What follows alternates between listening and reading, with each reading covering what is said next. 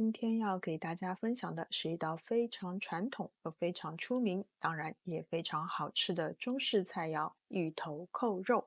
这是一块大约600克重的带皮五花肉，把它放在冷水中，加姜片、葱节、一大勺的绍兴酒、一小勺的盐，关上锅盖，大火煮开以后，转中火煮20分钟。煮好的猪肉捞出，沥干水分，猪皮向上。放在盘中，趁热在猪皮上扎上密密麻麻的小孔。没有这个工具的话，也可以用牙签或者是叉子来代替。接着依次抹上白醋和老抽。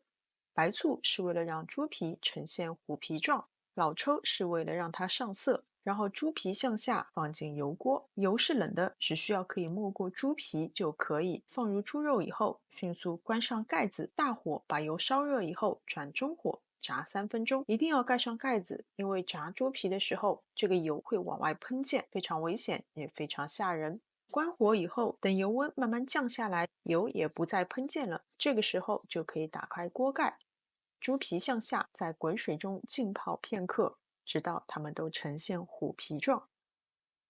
略微放凉以后，切成大约1厘米的厚片，加入屏幕上方所打出的调味料，抓匀腌制片刻。这个调味料可以根据自己的喜好适当的进行调整。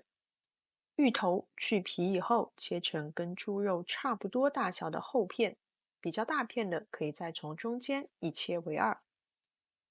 烧热一锅油，放入切好的芋头片，大火炸大约2分钟，炸至表面都结了硬壳，就把它们捞出沥油。接着就像视频中所演示的这样，一片猪肉，一片芋头，这样交错着排进一个大碗中。要记得猪皮要向下。排好以后，把刚刚腌猪肉的酱汁也一并倒入碗中，然后放入煮滚水的蒸锅内，大火蒸1个半小时。蒸好以后，先把碗里的酱汁倒出，接着把芋头扣肉倒扣在一个盘中。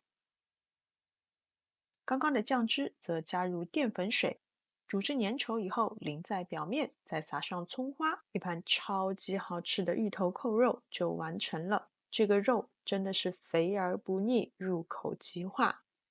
我个人其实更喜欢吃里面的芋头，吸收了肉汁，超香、超软、超糯。虽说现在才11月，但是这道菜你绝对可以学起来，在年夜饭的时候露一手。好了，今天的视频就到这边，我们下次再见。